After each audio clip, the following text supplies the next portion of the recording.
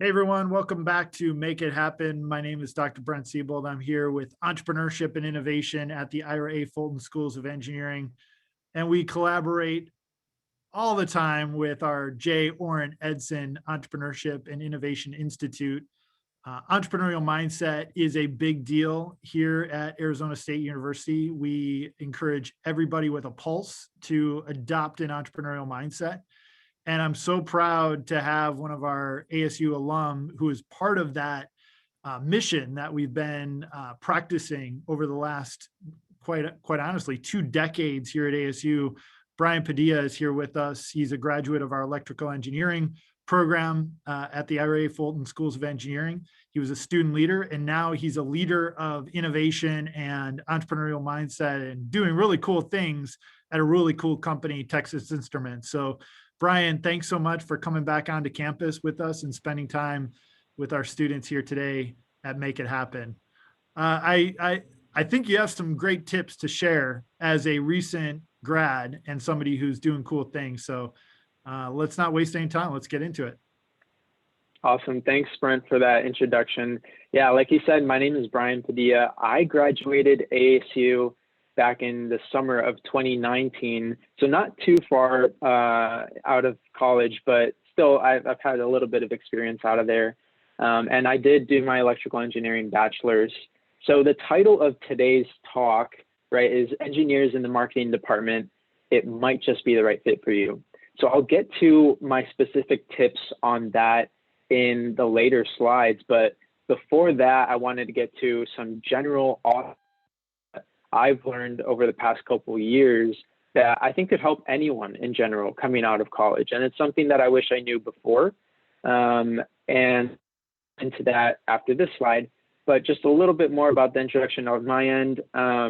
I was in the Barrett School for ASU. I also was a EC mentor for the School of Electrical, Computer, and Energy Engineering. And I also was a community assistant at the Tucker House dorms. So that was really fun. So I'm excited that you guys are at ASU. It's awesome to get to talk to other Sun Devils. I know we have some ASU people at TI, and it's always nice to meet more people. So I'll go ahead and get started with my tips, and then we can leave some time for Q&A at the end. The first one that I have is something that I think a lot of people often forget once they graduate, either their bachelor's or their master's, and they get into the normal cycle of life, whether that be in work or if you have a family and you're building that up. It's pretty to forget that you need to continue developing who you are as a person and also in other areas of your life. So the first tip, right, is that personal growth and development does not end once you graduate college. And I think it's really important to surround yourself with other people who have the similar mindset, because that's going to be the way that you easily achieve this goal. So things that I personally do in order to maintain my continued growth and development once I graduated college was to either join clubs, read books, taking care of my body and my mind, and also continuing to set goals and learning on things that I'm interested in. So I know you're probably going to hear a lot about networking once you graduate college, or even, as you're looking to get a job. Networking is something that everyone says is super important, and I second that. But a lot of engineers sometimes think that networking is scary for some reason, or that it needs to be something that you do outside of, what you're doing each day. But I'm here to tell you that it's actually a lot more natural than you might expect it to be. For example, at TI, we have a ton of organizations and clubs that make it a lot more easy to be able to network with other people. And me personally, I've joined the New Employee Initiative. I've joined the soccer team at TI and other teams as well as some volunteering communities and organizations within TI.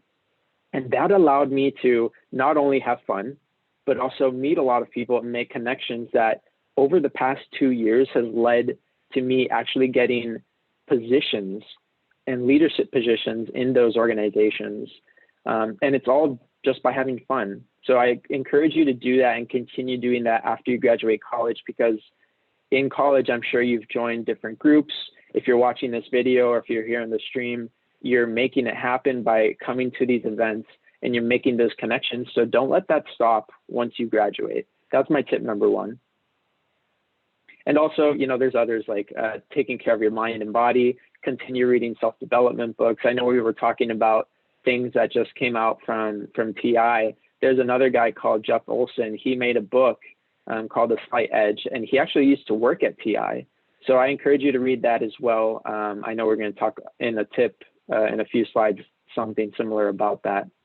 So that's tip number one. I hope that helps. All right, tip number two, have high hopes. Now, I know that college is tough, and especially if you're getting to your junior year, it's pretty challenging with all the different classes that you have, like EMAG and all that. Whatever major you might be, you're going through your own thing, right? But at the end of the day, you see that light at the end of the tunnel once you graduate college. But keep having that mindset after you graduate college and continue having high hopes. It doesn't matter really where you start. It matters where you see yourself going. And I know that the people around you, whether that be at work or in other organizations, they might not have the same mentality as you. But if you're trying to create a cohesive and welcoming environment with your counterparts, then having high hopes makes you really attractive, because you spew out positivity, and positivity gets other people inspired and motivated to join you in your cause.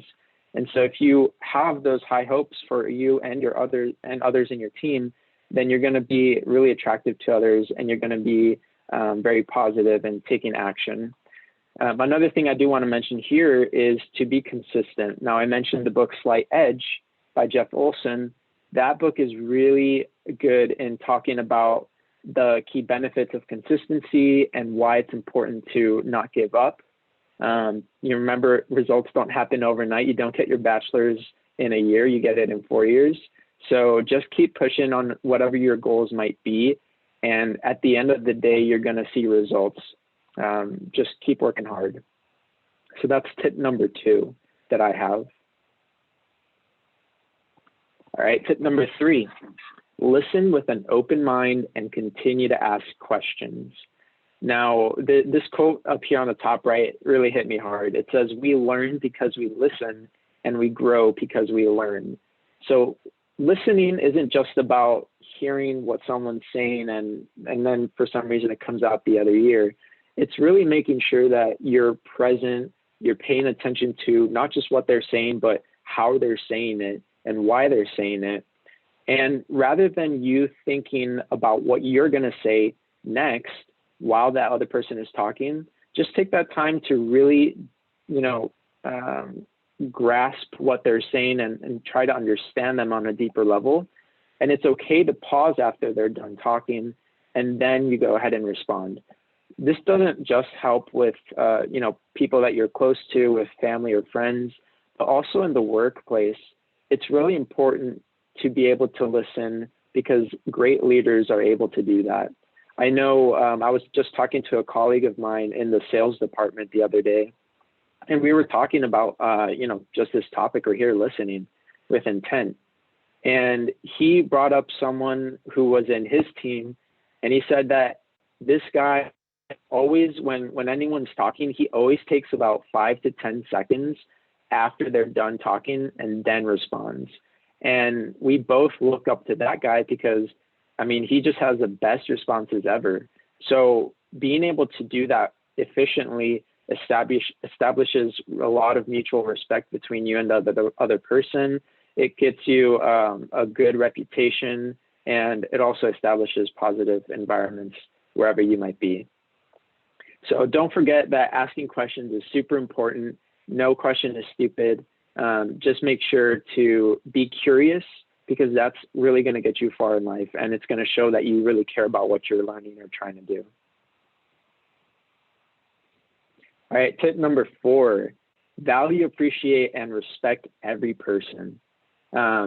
Oh, I think I have the same quote as the last one, but still, it works here well.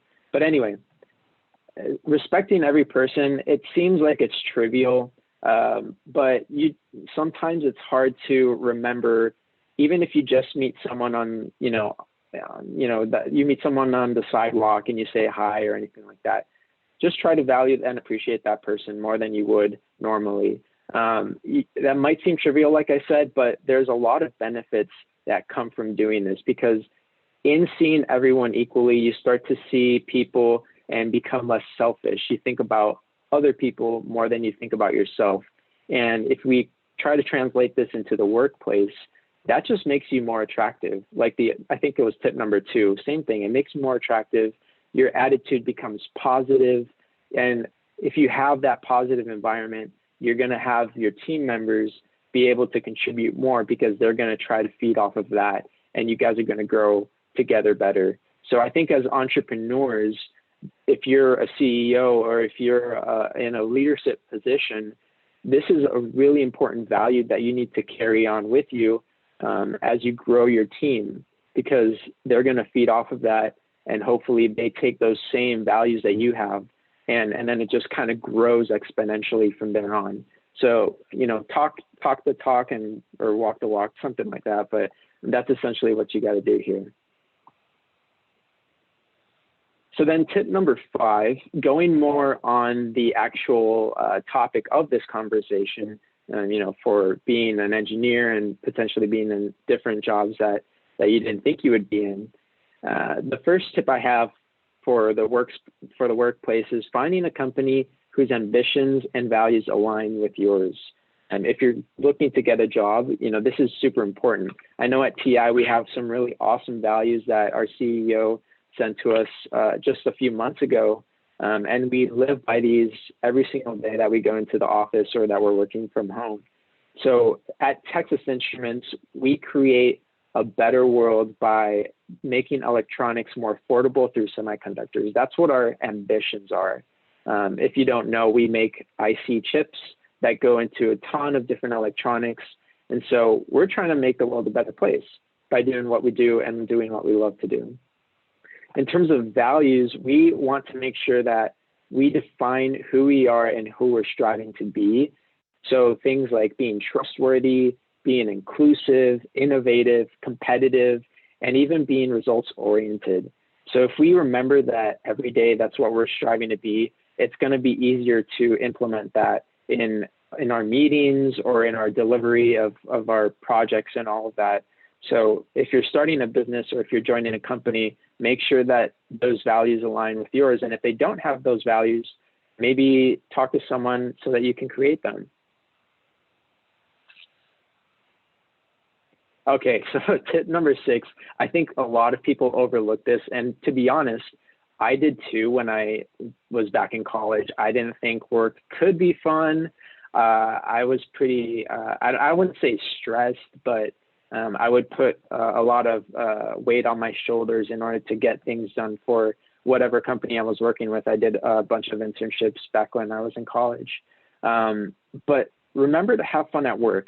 You're spending a lot of time each day with the same people in your office, and you're working 40 hours a week. So why not have fun? You can still get all your stuff done, but having a positive attitude and doing things that you enjoy with your team, with your coworkers, and getting to know them on a deeper level, I think that's going to make your experience a lot better. And you're not going to get burned out coming out of college, because it is a very drastic transition going from being in college and then working 40 hours a week. So remember to have fun, remember to take care of yourself, and try to make connections with other people and find out what they're interested in. And maybe through that, you'll find that you also have the same interests, and then you can connect like that. And, it might end up being beneficial for both of you in the work that you have and being able to produce results. So remember to have fun at work, join those clubs like I mentioned, and if there isn't one, create it. And I think tip number 7 is to embrace change. So I'm sure this is the same for a lot of companies, especially at startups, right? things change very quickly. And it's good that you can adapt very fast. And that's a very good asset that you have. And you probably need to be doing so, because otherwise you'll go down a rabbit hole. But I know personally, my experience at TI as well, things change, right? Like you might have to go and you might be interested in a different position, or, there might be a reorg or something like that. So being able to accept that change, accept the fact that things are changing, and revisiting what you need to do next in order to well position yourself is just going to be a valuable asset to you guys. So don't forget to be okay with change, accept it, and then also figure out how you can thrive in that change. That's going to be really important. So I mentioned tip number 8 a few times already during this talk. If it doesn't exist, create it. And I think that's super important. It's something that, a lot of people, if it doesn't exist, they just say it doesn't exist. But as entrepreneurs, this is where we thrive, right?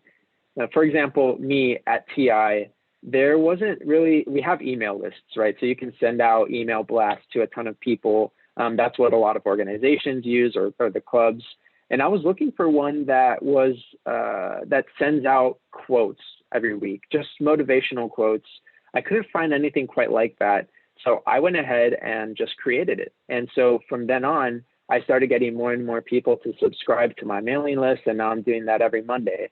So that's just one example of creating it. But on a larger scale, if you're creating a company, I think this is really what you live for, right? It's just being able to have that entrepreneurial mindset and having the make it happen attitude that lets you achieve your dreams, lets you achieve whatever your goals might be, and being creative about it. If something doesn't exist, create it. Please remember that as you graduate college and go into your careers. All right, so a little bit more in depth on the topic of this conversation.